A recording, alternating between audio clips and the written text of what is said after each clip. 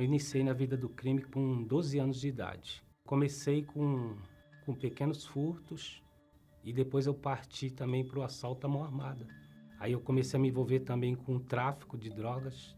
Era um dinheiro que vinha mais rápido e foi onde eu conheci a minha esposa. Eu queria a droga e ele tinha a droga para vender. Nesse desenvolvimento com ele, ele estava não só comigo, mas com outras mulheres. E eu me afundando mais ainda nas drogas, a gente brigava muito, ele era violento, né, me agredia, eu agredia ele. Era uma obsessão que a gente tinha um pelo outro, na verdade, porque eu depois, assim, eu via que era uma relação de amor e ódio. Como eu comecei a crescer muito no crime, eu comecei a ter muitos inimigos. Muita guerra entre gangues rivais.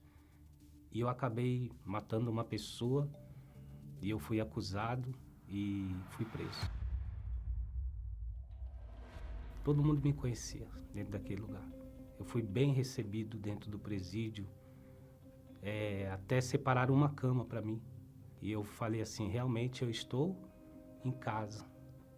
Porque ali era um ambiente em que todas as pessoas tinham cometido crimes. Então eu sempre estava envolvido ali na nata, né, como a gente costuma falar, na nata do crime. E de uma cadeia de Praia Grande que eu estava, eu fui para São Paulo, para a capital, distante, e foi onde eu cheguei no Carandiru, em 98. Eu falei, agora eu quero crescer mais, porque eu cheguei num lugar que era destaque, né? E eu comecei a traficar lá dentro. Eu comecei a fabricar bebidas alcoólicas lá dentro. Por incrível que pareça, tinha uma igreja universal dentro do Carandiru. Mas eu só conheci o trabalho quando a minha esposa, ela foi fazer uma visita para mim e ela foi evangelizada lá na porta. Eu vi uma senhora vindo, ela veio na minha direção e por eu ser uma pessoa muito dura, na hora que ela veio para me abordar, eu já me fechei. E ela me deu um jornal. Ela me deu o jornal e ela viu que eu não queria conversa e, né, porque ela viu que que eu estava muito fechada e aí ela falou assim, mas leva o jornal e quando você chegar ou quando você estiver voltando para sua casa, você dá uma lida nele, né? Eu tenho certeza que Jesus vai falar com você porque Jesus te ama. Na hora que ela falou isso, aí na hora já me subiu um ódio, porque eu falei que Jesus me ama. Se ele me amasse, eu não estaria nessa situação. Só que eu estava numa situação na minha vida que eu já estava depressiva, não era só os vícios. E aí, quando eu estava passeando no pátio com ele, da penitenciária, eu vi a igreja. Eu vi né, escrito Igreja Universal do Reino de Deus. Aí eu falei que eu ia assistir o culto lá dentro. E eu fiquei na porta, porque eu falei para ela, eu não vou me esconder numa igreja. Eu não vou me esconder atrás de uma Bíblia. Eu sou criminoso, você tem que entender isso. E ela participou do culto e eu fiquei do lado de fora. Mas eu escutei cada palavra que foi dita naquele lugar. Mesmo eu tendo um status dentro da cadeia, mesmo sendo cara, né, como dizem, lá dentro, eu era uma pessoa totalmente infeliz, triste, depressiva. Dentro de mim era só revolta, ódio, não tinha paz. Eu nem dormia no presídio. No ano de 2001 eu ainda estava lá. Então o pessoal da liderança tinha sido removido do Carandiru. Foi onde veio a ordem que a gente tinha que fazer essa mega rebelião. Aquele dia da rebelião, o que ficou marcado em mim foi o que aconteceu no pavilhão 8, porque a gente estava todo mundo rebelado, todos os pavilhões rebelados e todos eles estavam com refém. E o responsável pelo trabalho, né, o pastor da igreja, ele foi até onde a gente estava. E quando eu olhei aquele homem entrando assim na cela onde a gente estava, a confiança daquele homem, a coragem daquele homem de colocar, né, a própria vida dele ali em risco pelas pessoas que ele estavam junto com ele. E eu comecei a olhar para aquele homem diferente. Eu falei, esse rapaz tem um espírito diferente. Ele é diferente. E foi o que me despertou. Me despertou. E eu falei assim, eu preciso conhecer esse Deus. Foi quando eu fiz um voto. Dentro do presídio, eu fiz um voto com Deus. Eu me lembro que eu peguei a Bíblia e eu coloquei a mão na Bíblia. E eu falei para Deus assim, ó, falei, se o Senhor for comigo, quando eu sair desse lugar, não importa se vai ser 1 ano ou mais 10 anos, não importa o tempo que vai demorar para o Senhor me tirar desse lugar. Mas se o Senhor for comigo, então quando eu sair daqui eu vou te servir. E naquele mesmo dia, eu dormi a noite toda. Deus, ele provou para mim que ele podia me dar paz. Foi 4 anos que eu não pensei em roubar mais ninguém.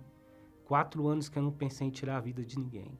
No ano de 2005, eu saí. O primeiro lugar que eu pisei foi na Igreja Universal do Reino de Deus. Aí, pouco tempo depois, veio a Fogueira Santa. Eu lembro da minha Fogueira Santa. Até hoje, eu comecei a vender salgado, coxinha. Minha esposa, ela fazia, né, o salgado e eu saía vendendo. Todo o meu suor, tudo que eu trabalhei, eu peguei tudo e coloquei no altar. Tudo. Fiquei sem nada. E as pessoas, elas vão até rir do meu pedido. Eu falei para Deus assim, eu lembro até hoje, eu falei, Deus, eu nunca mais, meu Deus, quero tomar uma geral na minha vida. Toda vez que eu andava na rua, a polícia me via, me jogava no chão, me humilhava. Eu era totalmente envergonhado. E eu chorando no altar, como eu estou chorando agora. Eu falei, meu Deus, eu vou fazer um voto com o Senhor, não quero nada do Senhor.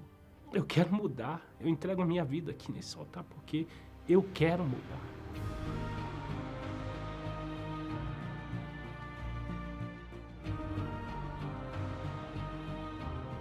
Fiz uma fogueira santa espiritual. Eu pedi o Espírito Santo. E quando eu desci do altar, eu me lembro até hoje, já veio uma certeza. Eu fui selado com o Espírito Santo e nasceu em mim assim um desejo muito grande. Um desejo grande de, sabe, voltar dentro de um presídio. E eu falei para minha esposa, eu vou pro altar. Deus me chamou pro altar. Você pastor. Ela falou, você tá de brincadeira, você já tá velho. Você tem 4 filhos. Ela até riu, fez como Sara. Eu lembro até hoje, ela deu risada. Você tá fazendo igual Sara? Você tá rindo? Deus falou comigo. Se prepara, porque a gente vai pro altar.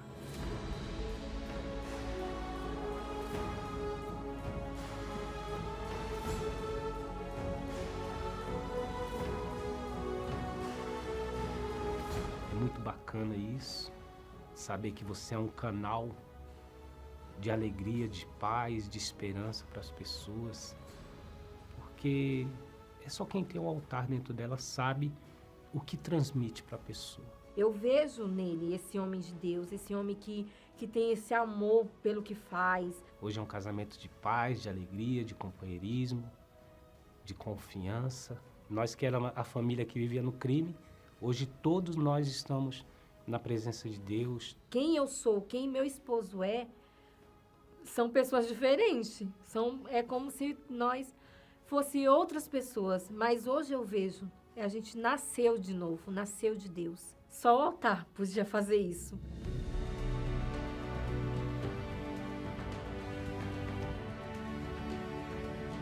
Quando eu tinha 12 anos, eu conheci o altar do crime. E eu fui o homem mais infeliz do mundo. O homem mais vazio. Eu fui um personagem a minha vida toda. Mas quando eu conheci o altar de Deus, quando eu recebi o Espírito Santo, hoje eu sei quem eu sou. Eu costumo falar dentro do presídio. Quando eu estava aqui no crime, eu não tinha nome. Todo mundo me conhecia por um vulgo. Hoje não. Hoje todo mundo sabe meu nome. Meu nome é Francisco. Hoje eu tenho um nome. O altar de Deus me deu um nome.